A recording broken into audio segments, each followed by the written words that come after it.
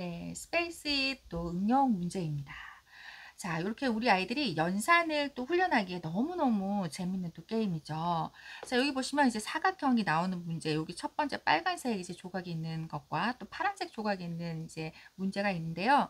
중간에 이제 정해진 이제 숫자가 있고, 그 다음에 나머지 이 네 개의 숫자들을 요 안에 넣어서 가로와 세로의 합이 같게 이제 만드는 것이 바로 합이 같은 수를 만드는 것이 오늘의 또 문제입니다.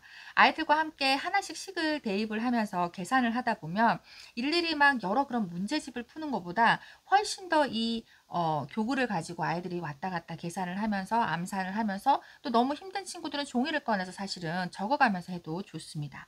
자, 그럼 일단 한번 대입을 해보도록 하죠. 자, 일단 가장 작은 수, 요 네 가지 수, 6, 7, 8, 9를 요 한 번씩만 사용을 해가지고 같은 수가 이제 합이 나오도록 만들어야 되는 거예요. 자, 일단 그럼 6을 한번 넣어 보도록 하겠습니다. 자, 6 더하기 5는 11이 됩니다. 그죠? 11이 되고, 자, 그러면 11을 한번 제가 요 9를 한번 넣어 보도록 할게요.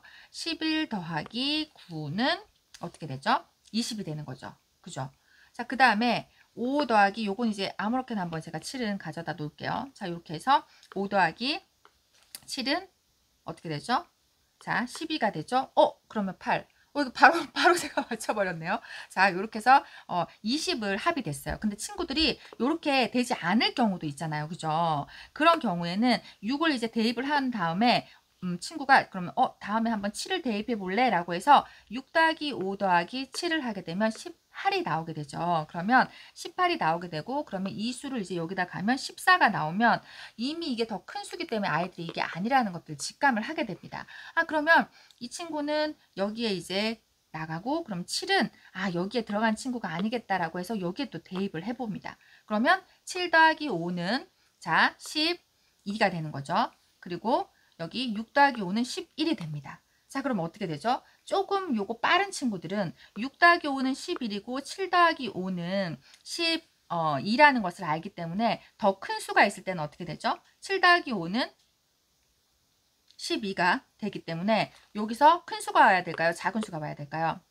아이들과 함께 이야기를 할 수 있습니다. 한번 얘기해 보시겠어요? 작은 수. 네, 작은 수가 가야 되겠죠? 네. 자, 그러면 작은 수를 넣었습니다. 그 다음에 6 더하기 5는 5 더하기 7보다 더 작은 수기 때문에 여기는 또 그죠? 더 큰 수. 수가 들어가야 같은 합이 된다라는 걸 아이들이 굳이 암산을 하지 않고도 이렇게 알 수 있다는 겁니다. 네. 이 굉장히 사고력 문제이고 이 네. 문제는 네. 그 문제지로 풀었을 때는 네. 이렇게 수를 왔다 갔다 할 수가 없어요. 그래서 그럼요. 굉장히 어려운 문제지만 그렇죠. 이렇게 교구를 가지고 스페이스의 숫자 피스를 가지고 왔다 갔다 하면서 하니까 굉장히 네. 쉬운 문제가 되는 거죠. 그렇죠. 네. 자, 그럼 이제 예를 들어서 여기 7을 한번 넣어 보도록 할게요. 자, 7과 함께 그럼 일단 제일 큰 수를 이번엔 한번 넣어 보도록 할게요. 17이라고 하고, 그 다음에 또 제일 작은 수를 그냥 한번 넣어 볼게요. 그러면 17 더하기 4는 21이 됩니다. 자, 21이 되는데 7 더하기 8은 14, 15가 되죠. 또 21. 바로 맞췄네요. 저 정말 이거 알고 한 거 아닙니다. 자, 요렇게 해서 이제 맞춰도 되지만 운이 좋으면 또 아이들이 암산이 빨리 되면 이렇게 될 수 있어요. 그러면 요런 상태에서 10을 넣었으니까 저 그다음에 8 한번 넣어 볼래요? 라고 이렇게 할 수 있겠죠, 친구들이. 그러면 17 더하기 8은 어떻게 되는 거죠? 25.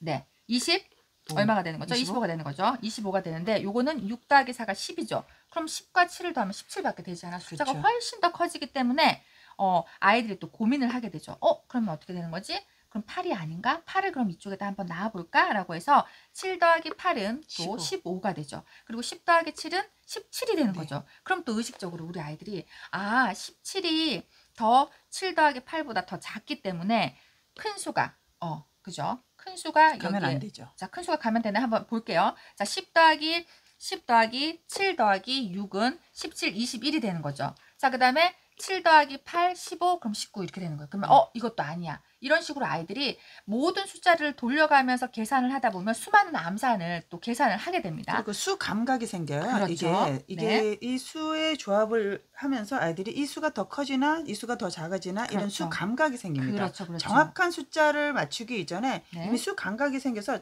숫자를 정확하게 지금 못 파악을 하더라도 정답을 맞출 수 있죠. 그렇죠.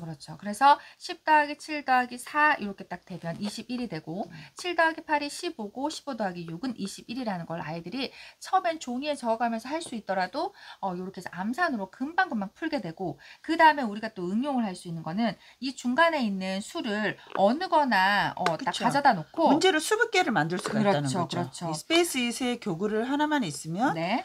이 문제의 유형 네. 세 개 그 숫자를 네. 타일을 합해서 네. 합이 같은 수를 만드는 거를 네. 수십 가지 문제를 만들 수가 있어요. 그렇죠. 아이들이 근데 스스로 만들면서 자존감도 굉장히 그렇죠. 커지고요. 그런데 문제를 풀 때에 이 경우의 수 4개를 또 배합하는 것도 또 그쵸. 계산을 하면서 해야 그럼요. 되기 때문에 그럼요. 훨씬 더 스스로 우리가 더 문제 많은 출제자가 되어서 그렇죠. 해볼 수 그렇죠. 있기 때문에 네네. 아이들이 네. 최종 마지막은 네. 그 문제를 풀어가는 수동적인 자세가 아니라 그렇죠. 능동적인 자세로 그 문제를 만들 수 있는 그렇죠. 사람이 된다는 네네네. 거죠. 답을 어떻게 찾느냐가 사실은 문제 해결 능력이잖아요. 그쵸? 근데 문제를 내다 보면 그 문제 해결 능력은 그냥 그대로 따라오는 겁니다. 그렇습니다. 네, 요렇게 해서 또 응용을 한번 해보시면 좋겠습니다.